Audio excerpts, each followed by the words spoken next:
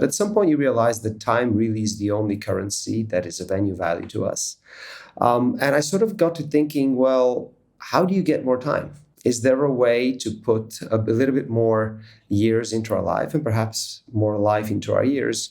And that took me down the path of understanding longevity, but also understanding that to make the best of our time on this planet, there's a lot more than to just being healthy and being productive. There are other aspects of health that we'll probably talk about a little bit later.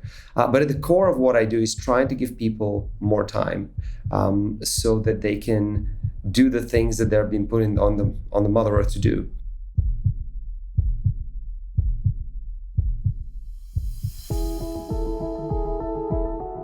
Welcome to the Health Beats podcast, brought to you by the inaugural Abu Dhabi Global Healthcare Week. The Health Beats podcast series is your window into healthcare industry news making headlines and the role of Abu Dhabi and the UAE in unlocking global healthcare momentum. We give you an insight into the future of the global healthcare sector and Abu Dhabi's contribution to it. I'm your host, Lara Satrakian, and in this week's episode, I'm joined by Ivan Vatchkov, the founder and CEO of Kalibra.ai, a longevity and healthspan technology company. Our conversation today is entitled Living Longer, Living Better, a conversation on longevity. Ivan, welcome to the podcast. It's a pleasure to be here. We have known each other for years. I've known you as an incredibly good human being, an awesome father, a finance guy, and now you are working on longevity and tech. Tell us how you got there, what inspired this, and how does Kalibra work? Well, Lara, you're very kind. I suppose I should add that I'm a recovering financier and trying to pay for past sins by working on human longevity. As you may know, the business that I was in before deals with optimizing portfolios and investments. And I've always had a knack for optimization. But at some point, you realize that time really is the only currency that is of any value to us. And I sort of got to thinking, well, how do you get more time? Is there a way to put a little bit more years into our life and perhaps more life into our years? And that took me down the path of understanding longevity, but also understanding that to make the best of our time on this planet, there's a lot more than to just being healthy and being productive. There are other aspects of health that we'll probably talk about a little bit later. But at the core of what I do is trying to give people more time so that they can do the things that they're being put on the Mother Earth to do. What do you mean by more time? More time on planet Earth? More time out of the hospital? What's this more time? The way I like to think about it is when people talk about longevity, they mostly think about just life extension. So being around for a little bit longer. I don't think that's enough.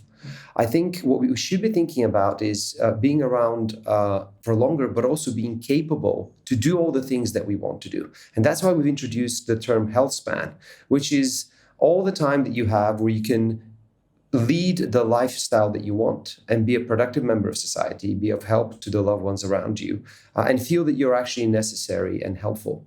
And I think that's where I the definition I focus on is health span. How does Kalibra work? What do you do for people?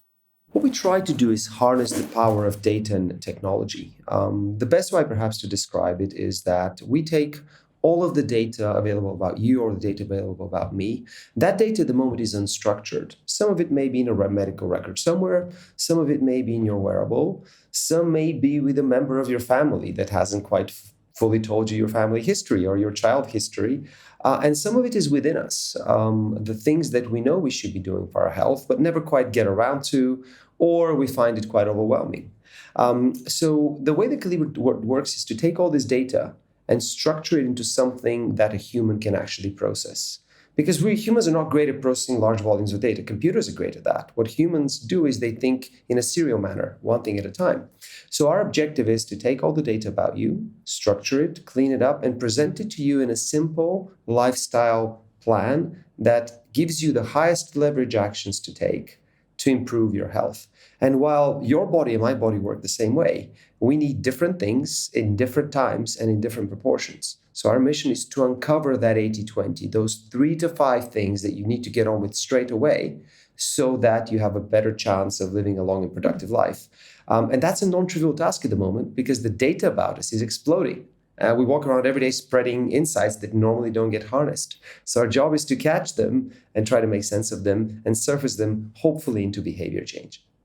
So you take data from wearables, from your smartwatch, from your Aura Ring. You take data from our doctor's office. I mean, this is basically where you can store what's happening to you at different appointments and in different ways. Is that right? So the everything goes in this. You own it. It's your data, obviously. And then it tells Exactly. you what lifestyle corrections you need to make, basically. Exactly. I should probably add that when I talk about health, I mean not just physical health. I don't mean just mental health. I mean the full World Health Organization definition of health, which is our physical, mental, emotional, and social health. Because when we talk about longevity, it turns out that the strength of our connections with our loved ones and our friends in our community have just as much, if not more, of an impact on our health span than having a clean being of health from blood work and being able to, run fast and so on and so forth. So we collect data from four sources. Wearables is one of them. Medical records is another. So We you like to put your look at. data from your medical records in. We It actually has have like, built. Yeah. We can extract data, read it. We actually score it internally because a machine prefers to work with numbers than to work with letters and sentences, even though that's changing. So what we try to do is find the highest leverage markers affecting your health. Sometimes they're hiding in a wearable. Sometimes they're hiding in something simple like your blood work records. Sometimes they can be in your gut microbiome. Sometimes we surface them through an AI conversation, which we have in our application, where we ask you questions about your health. We try to move around all of the important markers of health that we need to make solid recommendations. But very often they're hiding somewhere where you can only tease them out through questions and answers. So wearables, medical records, conversation, and then we also allow leading physicians to perform uniquely structured assessments on our platform. Every doctor, every longevity doctor has a unique set of things that they look at, a unique set of building blocks of the health picture that they have learned how to interpret in a way that really works for them. And we try to democratize this. A really, really good doctor like Dr. Peter Attia, maybe he can see 20 patients a week. But there's a huge deficit. There's a deficit of 30 million doctors globally. So if you have a really, really capable doctor who's changing outcomes, affecting behavior change, and he's also a thought leader, our job is to help them scale their practice digitally and reach people that they wouldn't otherwise be able to reach. And to do that, that's the fourth pillar of what we do. We allow them to perform their own digital assessments and collect the markers that they need to do the work that they are unique at. but if you don't have a longevity doctor, you use this platform and it nudges you towards certain behaviors or interventions. And I saw there was something interesting on your website. This path to optimal health is creating imbalances. So finding those little micro imbalances that your personal experience is spitting off or showing, and then nudging you to correct those imbalances. Absolutely. So we prefer to do this in the presence of a physician. A regulation only allows a digital health company to do so much before they step into the realms of medicine. And we are not doctors. We don't play doctors on the internet. What we try to do is extract all the relevant information and build, if you like, a 3D digital avatar of the health of Lara and Ivan. And we have an AI program that runs over this data and can give you behavioral nudges. It can discover things. And very often, by the way, the things that we think are most impactful to our health are not the things that we have front and center. A runner is always going to think more running is good, but they might have an injury or shin splints or a cardiovascular issue that comes from that running. Somebody who does a lot of yoga and meditation may lack certain aspects of physical strength that are required, maybe VO2 max. Somebody who meditates a lot may not necessarily focus on optimal nutrition. So what we try to do is find that imbalance. What is something that you're really, really good at?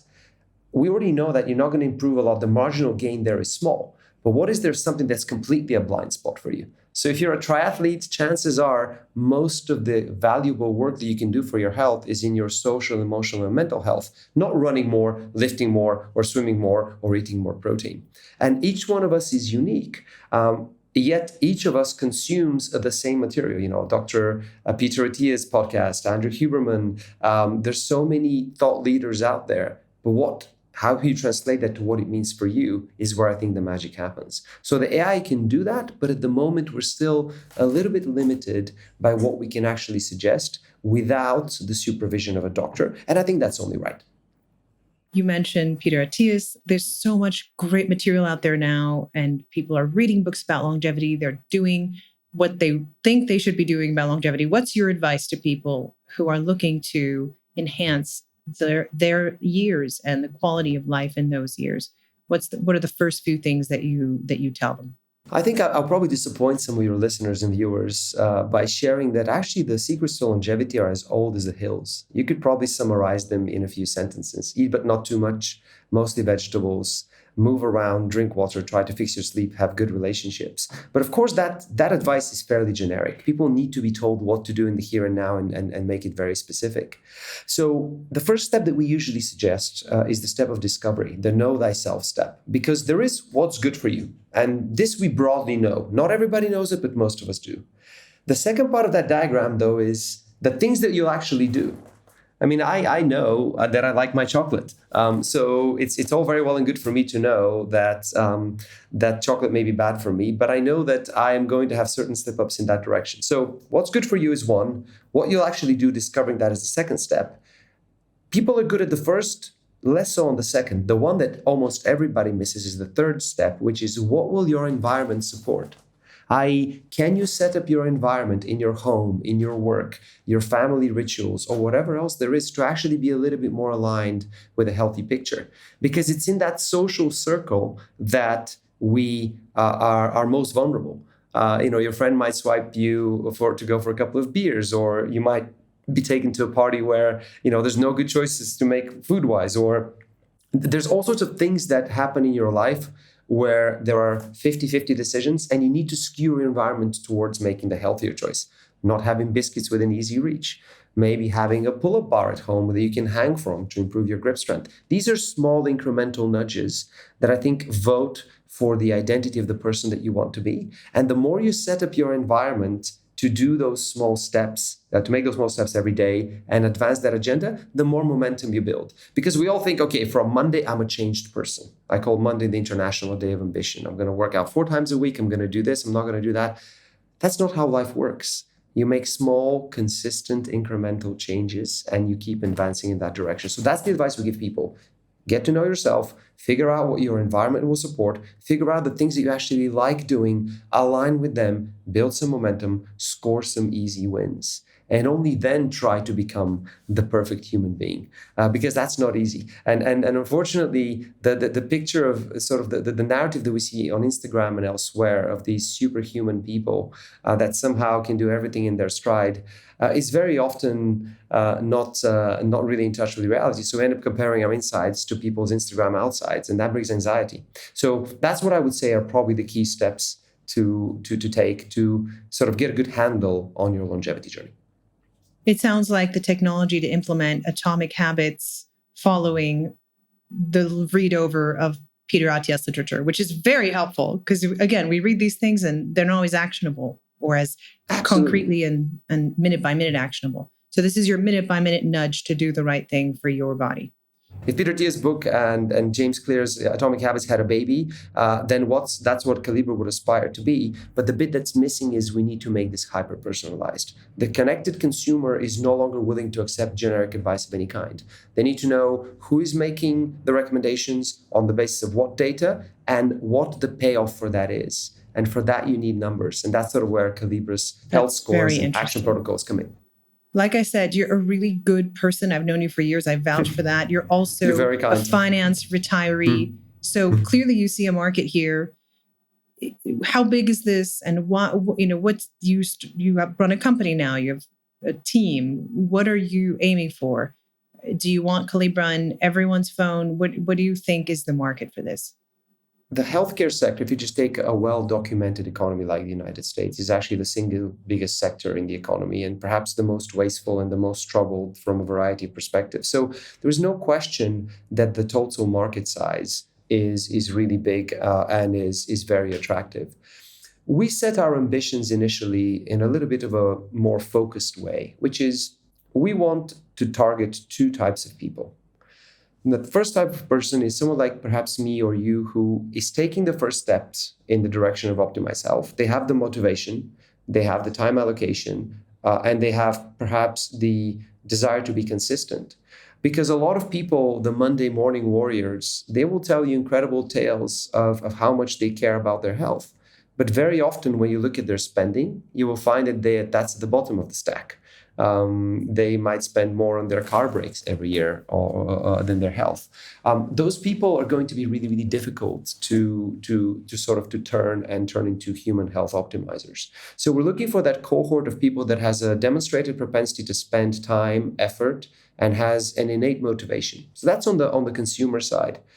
In terms of go-to-market, the people we'll actually target are the elite practitioners in this world. And by elite, I don't mean necessarily exclusive, because we work with some people that don't really work in expensive markets, but have incredible insight, incredible grit, and an incredible methodology. Those are sort of the super spreaders of preventive health and longevity that we look to target. So our job is to find them, enable them to scale, and really bring their craft to a wider audience. So that's really the first step for us. So I think about it not in terms of dollars available, but how quickly can I find that upper echelon of the 5% of practitioners. And they are typically functional medicine doctors, internal medicine doctors, endocrinologists, some elite personal trainers, some elite nutritionists, or some opinion leaders like Dr. Peter Attia, and take maybe 80% of what they can do that doesn't have to be in person, digitize that journey, and make it available to everybody. So I think we're going to have some really exciting news in the next few months about some amazing practitioners that have agreed to work with us and bring their IP to the platform. So if I can secure the brains and the capacity of those people to help us teach our AI be better at providing personalized advice, I think then the early adopters will follow. So that's our strategy. Do you see more doctors moving in that direction? Is that a growing field? People moving into it given the interest globally?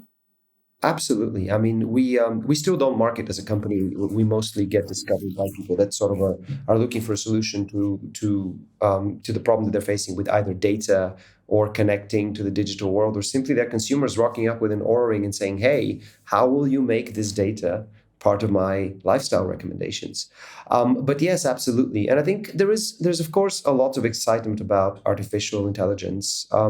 And so on. We can talk about this in a little bit more detail if you wish. But to the point on doctors, I think doctors that don't use augmented intelligence will eventually be replaced by doctors that do, because we cannot scale the current model to align with the expectations of the consumer. And at the end of the day, people like me and you and everybody else, we want more control of our health. People want to be the CEO of their own health.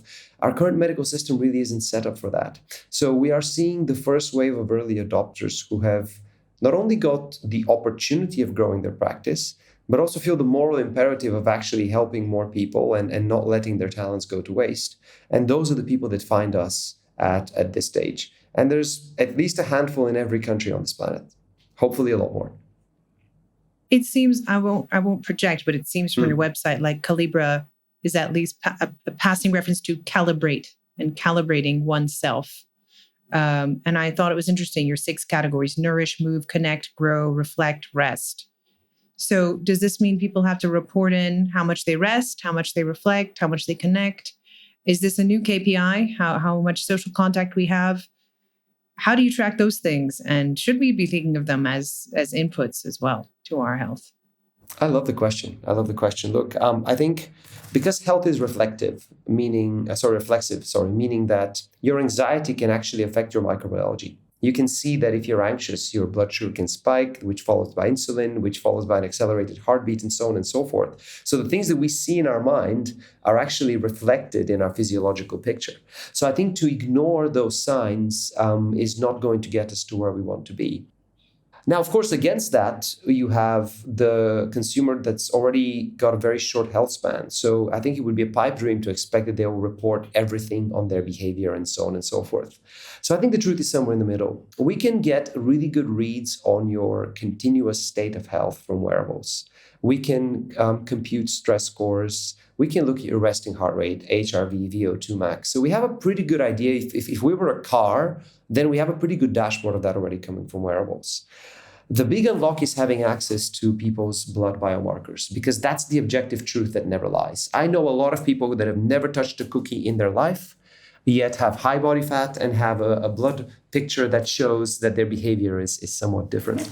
So in terms of what Kalibra can do is we try to tease out the intersection of a really important marker that could help you achieve a good result. So for instance, if we're seeing that your heart rate variability, which is sort of a sign of how strained you are, is on the floor all the time, and your resting heart rate is going up, and your sleep is poor, your deep sleep is collapsing, chances are there's either a life event or a sickness coming on.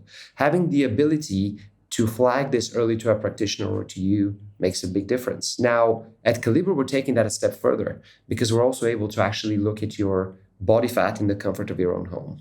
We can use people that don't have wearables. We can use optical technology to scan their face or scan the back of their finger to extract vitals that takes less than 30 seconds that give us quite a lot of knowledge about where you're at. So if we can marry that high frequency data with a gentle behavioral nudge, saying, hey, Ivan, we see you're not sleeping really, really well. Perhaps no screen time 1 hour before bed tonight, maybe a gentle quad stretch, and being in bed by 9:30 would be a good idea. That would be one approach. But if we could really ask you the next day, did you do it? And then triangulate that with your actual wearable data on sleep, then we're onto something. So I think that's where Kalibra really plays, is we bridge that last gap. A lot of people that have wearables eventually they go over the sleep anxiety and then they run into the so what problem. Well, I've got all this data. What am I supposed to do about it? What we bring is, okay, you have a daily agenda of the things you're supposed to do, and then we check in on you on the next day. Did you actually do them? And that's how we learn how to optimize the behavioral loops. And I think that's where some really interesting work will be done. Because once we have enough scale, we can actually do research on that basis that's hyper individualized. Very interesting. It sounds like Siri that gets to know you from the inside. It sounds very intimate. What can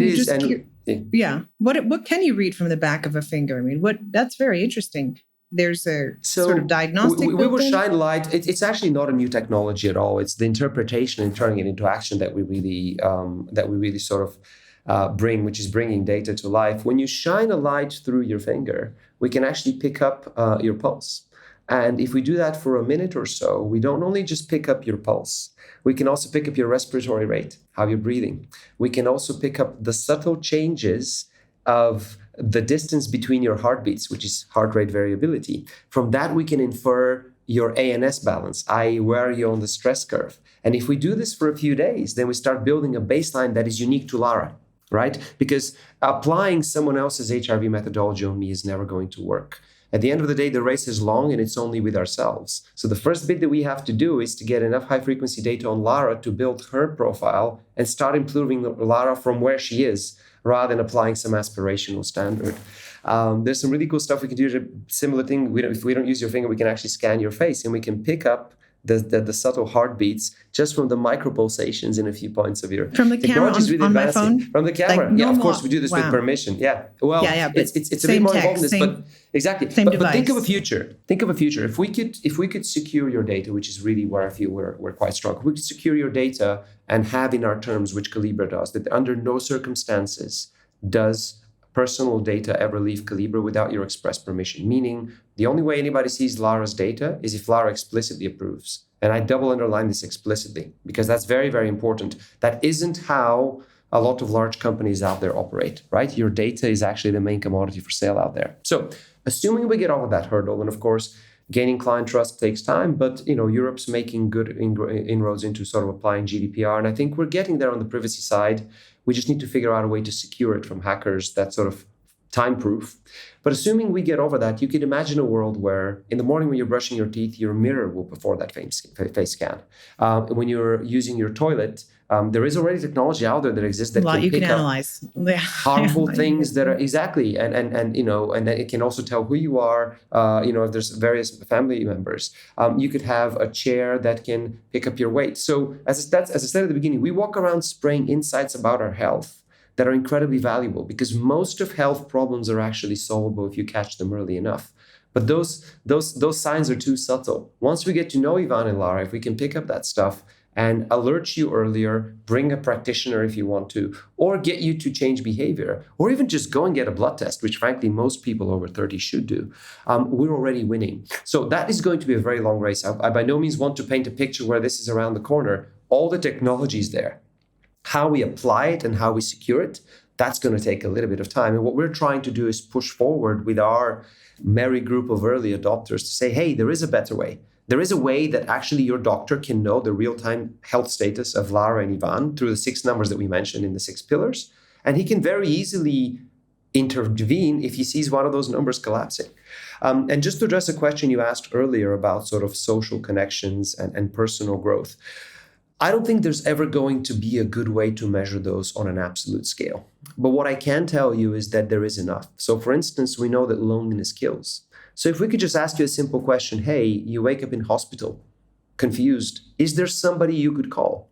You would be astonished how many people on earth would not have the ability to make that call, especially with all the sort of terrible things that the world is going through right now. So loneliness is a very understudied, highly potent killer that can easily be socially engineered away to an extent. So that's one area. Another one is a lot of us don't think of personal growth as something health related, but having clearly defined values, having a routine, having principles, having things that you aspire for, goals, dreams, destinations, all those things, the mere fact of articulating them makes them real and present.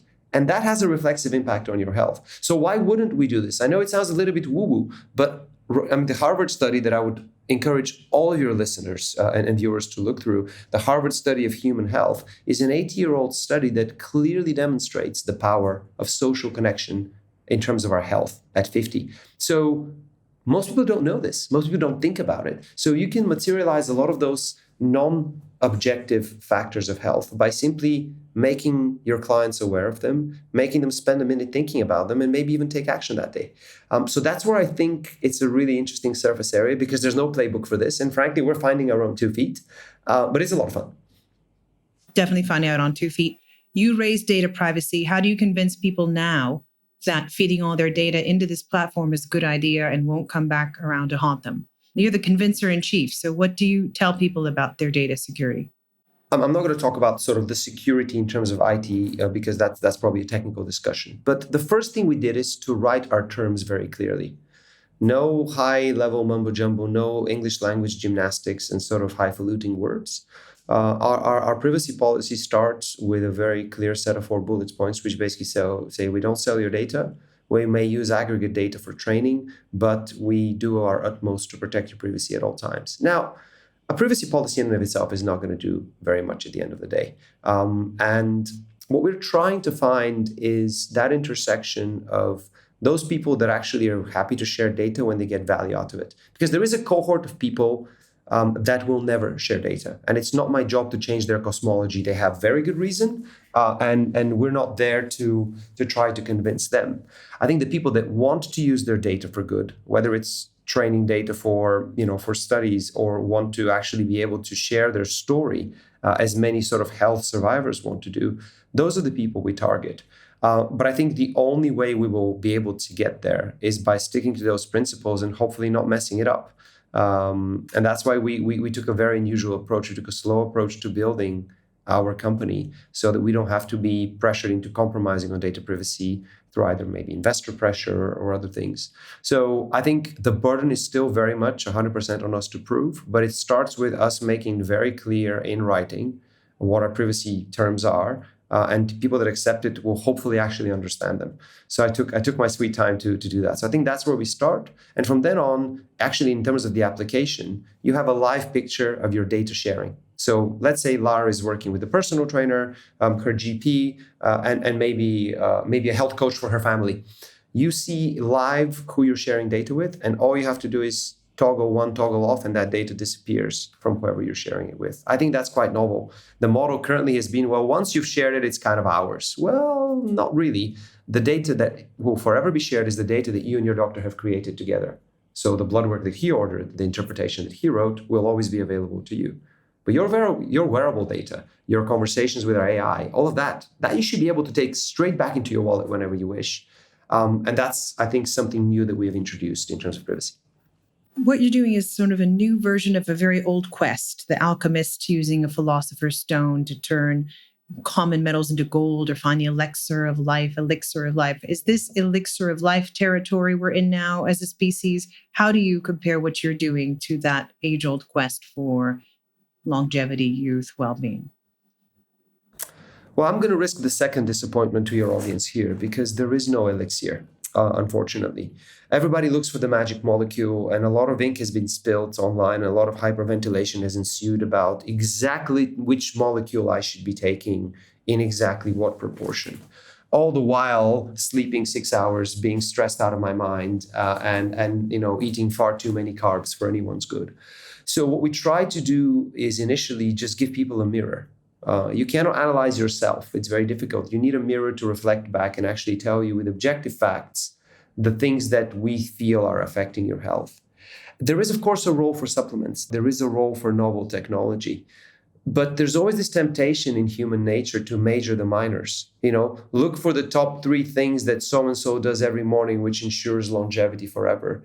And that's great, but that's the last 10%.